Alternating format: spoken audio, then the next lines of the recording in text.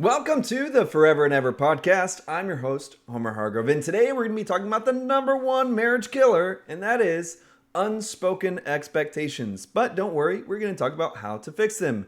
Most conflicts in marriage don't actually come from these huge relationship ending problems, although some do.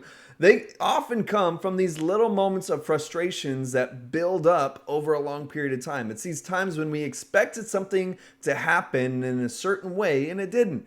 And before we know it, those small moments end up snowballing into some real hurt and resentment. But expectations aren't necessarily the problem. It's the fact that they're unspoken.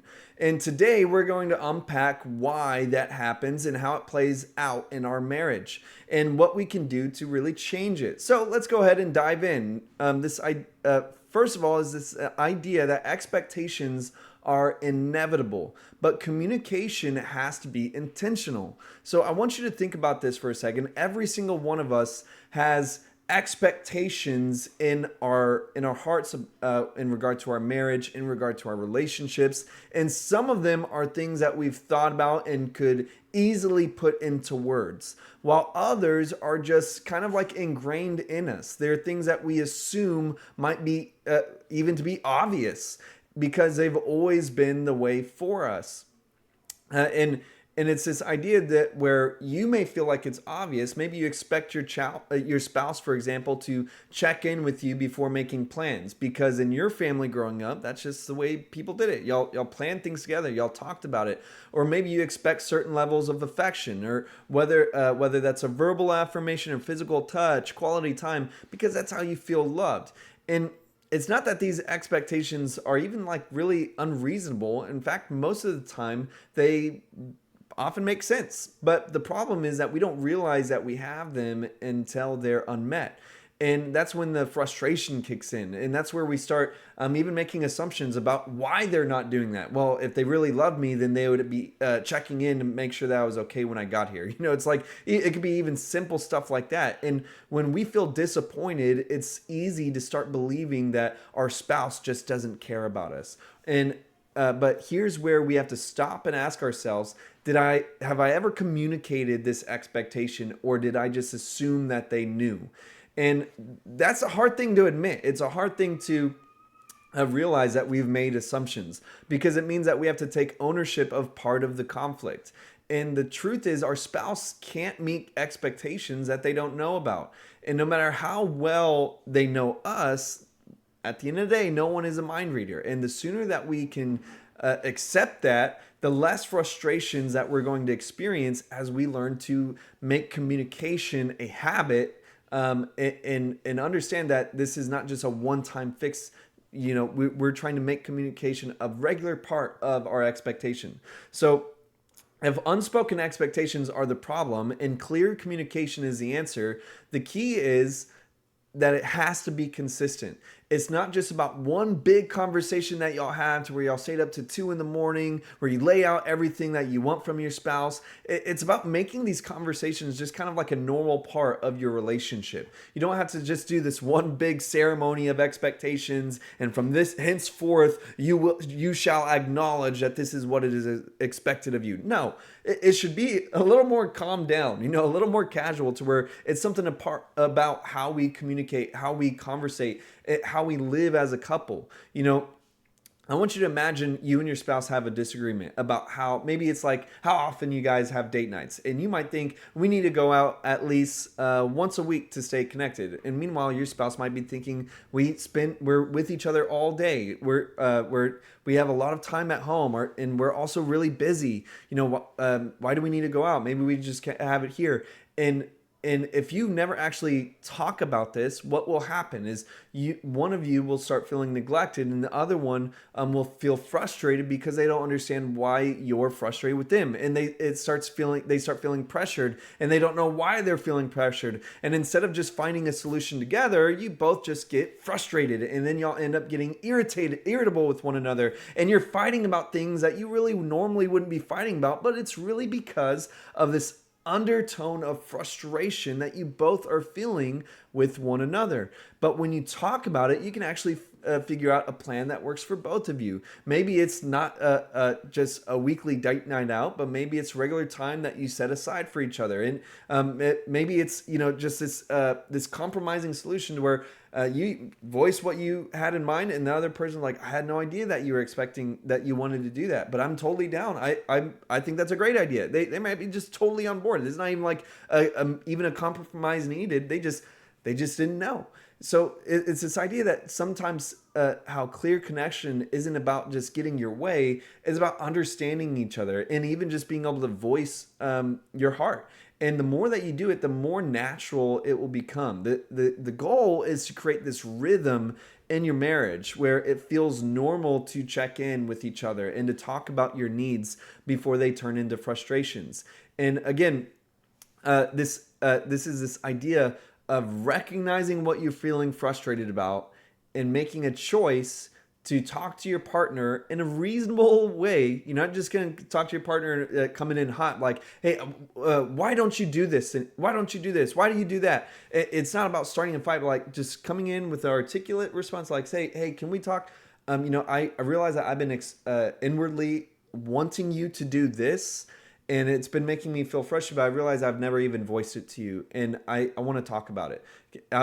Can we start doing this or that? And just, again, you're coming in with this attitude that you don't have to be defensive. You don't have to be on the offense. Just coming in as like a reasonable person saying like, okay, we haven't even talked about this. Let's just talk about it. So let's talk about, let's go into this two-step solution of communicating expectations more clearly. So number one is to say what you need before you expect it to happen.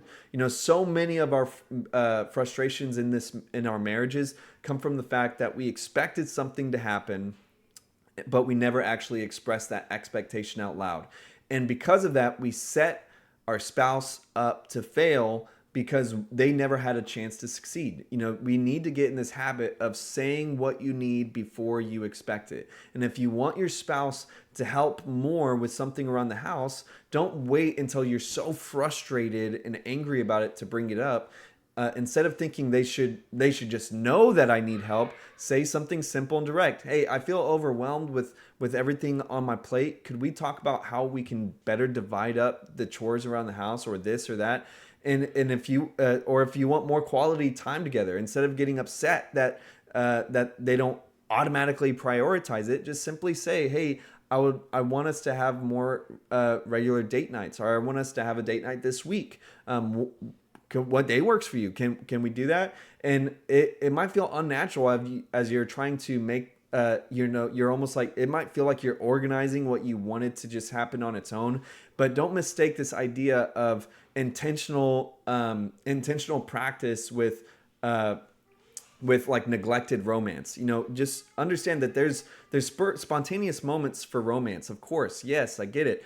But when it comes to actually having a life together, not every single part of our natural lives are spontaneous romantic gestures. We should sometimes the most romantic gestures are the ones that are simply intentional on a preconceived day, like the idea of an anniversary, something that's a regular expected day that we all both understand is a meaningful day, and someone that planned to do something nice for you that day. It's actually really natural if you think about it. It's not this spontaneous thing. So the easier that you practice almost like this organized effort of communication, it removes unnecessary frustrations. Instead of feeling like your spouse is ignoring your needs, you're giving them a chance to meet those needs. So the second part of this is make these expectation check-ins a normal part of your relationship.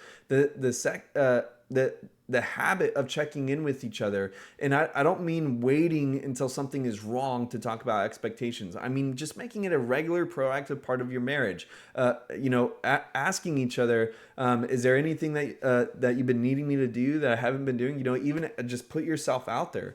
And you're trying to even be preventative of these misunderstandings as you're extending yourself in communication for your spouse. And when you check in regularly with one another, you don't let it's not letting these small frustrations pile up. There's I think it's in Song of Solomon, might be a proverb. I don't know, but there's a scripture in the Bible that talks about how little foxes will spoil the vine. I think it's Song of Solomon, and it's this idea that a small little animal can spoil a whole orchard, just because it's almost like this virus affecting everything else. And you don't need to wait until you're already upset to address something. Instead, just create this culture within your marriage to where you are talking about expectations and that this is normal for y'all. And that kind of openness will really build trust. And when it comes to these different expectations, you could go down the list from like romantic gestures from date nights to even communicating like, well, every now and then I would like to receive flowers. It makes me feel loved. It makes me feel special. Your spouse may have even thought that you didn't like flowers. There's different times where we may have even given we just have an impression that we think we know this about you, and we realize like, oh, they actually deep down do like these things. And so there's nothing wrong with it. Doesn't mean that your marriage is broken. It doesn't mean that you guys are out of touch with one another if you don't know that they don't know what they should have known. We need to just clear all of that out of our head and understand that the movies of romance are often fantasies that are not practical. We should really come back down and understand that we can be reasonable people within our marriages, and that we are simply trying our best to love one another, to know that when you guys agreed to marriage, you made a decision that you want to love each other. And so let's avoid these unspoken expectations. Let's bring them out, and you both will be a lot happier in the long run. So here's my challenge for you. Take a moment today and think about one expectation that you've had that you haven't actually communicated to your spouse. Maybe it's something small, maybe it's something big, but find a simple way to be able to express it to one another this week. And remember that communicating your expectations is not about controlling your spouse. It's about inviting them into your world and giving them this opportunity to love you better. I mean, at the end of the day, that's what we want for both of us. And so, all that being said, if this episode resonated with you, this is all from the second section 2 of my book, Forever and Ever. If you haven't already grabbed your copy, you can order it on Amazon or just visit my website, homerhargrove.com, and get your copy today. That being said, until next time, have a great life.